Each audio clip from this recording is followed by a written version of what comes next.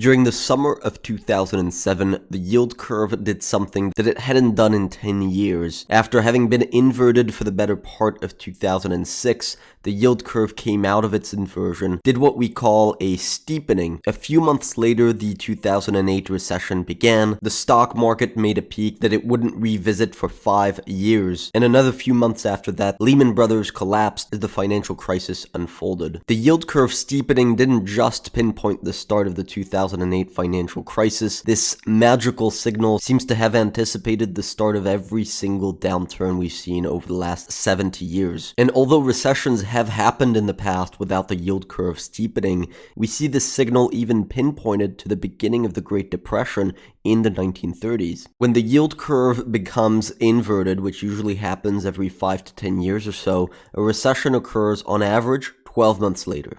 But when the yield curve begins to steepen, so come out of an inversion, we found that on average, it takes 5 months before the recession actually starts. Now, in 2023, we've seen the yield curve steepen significantly. So if all of this is true, it would mean that the next recession will begin as soon as February of 2024. Now, in 1929, right before the Great Depression, the yield curve was actually inverted to the same level as what we saw back in June of 2023. So almost 100 years ago, this was the bond market's way of saying that economic conditions were poor and that a recession was likely to occur. The stock market, on the other hand, during this period was soaring, unemployment was very low, people were very optimistic. That was almost a 2-year period where the yield curve was inverted and you had a huge amount of optimism around financial markets and the economy. And then the yield curve began to steepen in May of 1929. Just a few months later, in October of 1929, the stock market began its largest decline of the last 100 years, and the Great Depression, the deepest downturn of the last 100 years, began. Now, if this signal seems almost too good to be true, that's because it is. Because if we come back to the financial crisis, the yield curve started to steepen actually in November of 2006. But that was more than a full year before the recession actually began, not 5 months. In 1970 and 1973, on the other hand, both of these recessions began when the yield curve was actually still inverted. So that's 0 months. There was absolutely no delay between the steepening and the onset of the recession. So the average time between the moment that the yield curve steepens and the beginning of the recession is 5 months, and that is a much shorter time frame than the 12 months that you have to wait on average once the yield curve inverts. But 5 months is an average. It's not always the case because other factors can influence how quickly a recession actually materializes. For the 1973 recession, you saw oil prices triple in October of 1973 as a result of the Yom Kippur War, and the recession actually began in November. So oil is one of those factors that can immediately precipitate a recession overnight. Today, we're not seeing any type of oil shock like in the 1970s. We're actually seeing oil prices head lower today that could actually have the opposite effect of what it did in the 1970s and relieve some pressure off the consumer. Unless the ongoing conflict in the Middle East begins to take an unexpected turn and triggers another oil shock, it doesn't seem that oil is going to help us understand how quickly a recession can actually occur this time around. Now, to get to the bottom of this, we have to look at what is happening in the labor market. This is a chart of initial jobless claims, and you can see the yield curve and initial claims typically follow each other very closely. When the yield curve inverts, it typically means that we are approaching full employment. When the yield curve begins to steepen, it means you are beginning to see weakness in the labor market. So we can basically use initial claims and the yield curve to confirm each other regarding what's actually happening in the economy. For example, we saw this happen in 1981. You saw the yield curve begin to steepen, but the labor market was quite strong during that period. That was telling you that the yield curve steepening wasn't going to be a very successful signal. And it wasn't, because the yield curve actually re-inverted soon after,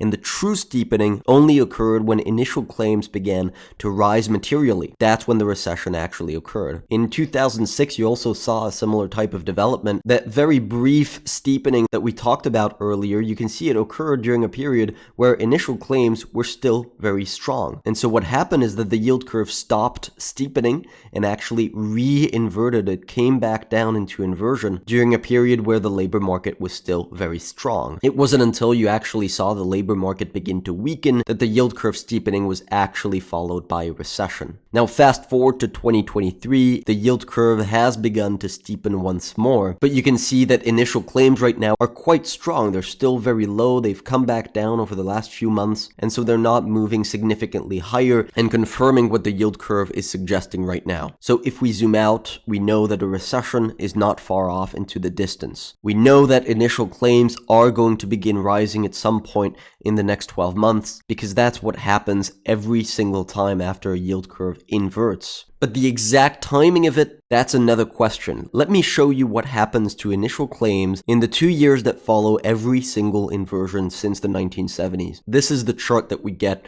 when we do that. You systematically see initial claims rise after a yield curve inversion occurs. So that's 100% track record. After 24 months, you are going to see the job market weaken substantially. But you can see sometimes initial claims move materially higher straight after the inversion, and sometimes it takes a bit more time for initial claims to really start picking up. This line, for example, is what initial jobless claims did after the 2006 yield curve inversion. So you can see in the lead up to one of the worst downturns we've seen since the Great Depression, the weakening of the labor market we saw after the yield curve inversion was quite slow. The recession didn't actually start until 2 full years after the yield curve inversion occurred. So the slower weakening of the labor market was actually what made the 2008 recession occur more slowly and with a bigger lag time after the yield curve inverted than most of the other recessions. This is what initial jobless claims looks like today. The yield curve inverted in August of 2022,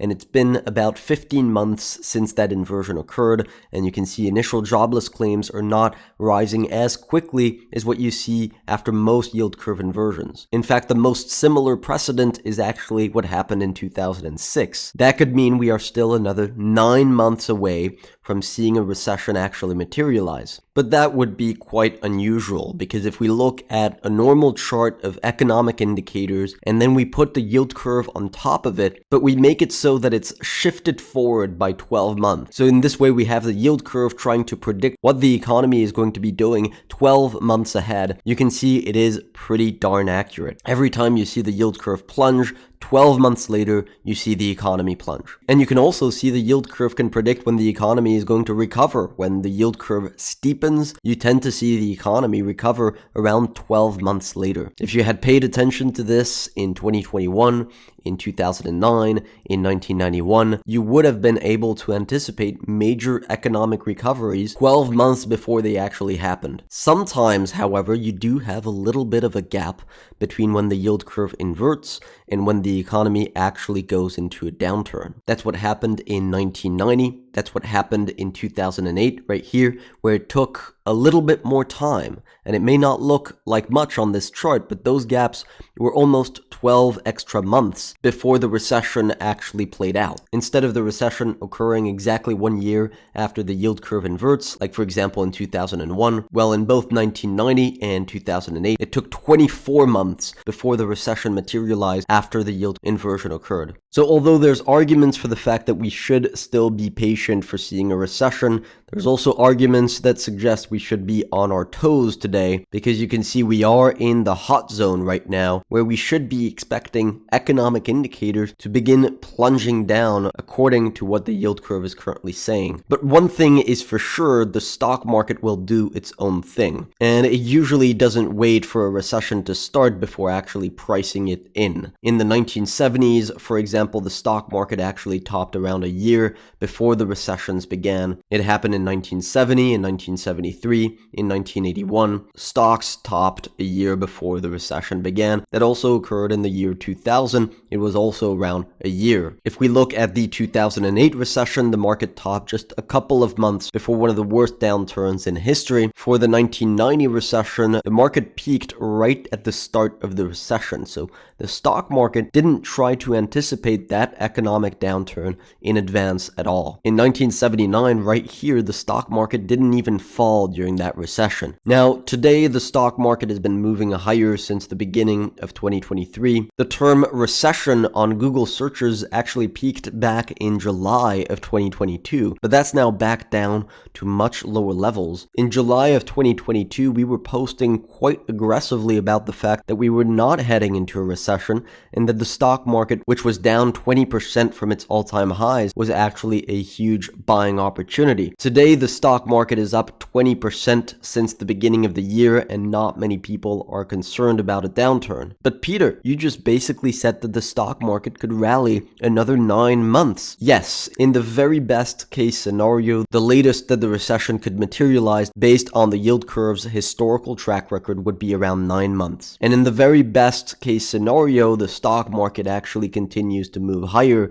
until that recession occurs, like it did in 1990. But what tends to happen during recessions is that the stock market usually retraces any gains that the stock market saw in the year leading up to the recession. That's true for every single recession since the 1970s, with the exception, of course, of 1979, where the stock market just continued to move higher. Also, we're giving 1 month of our service for free as a Christmas present this week, so don't miss your chance to join our community.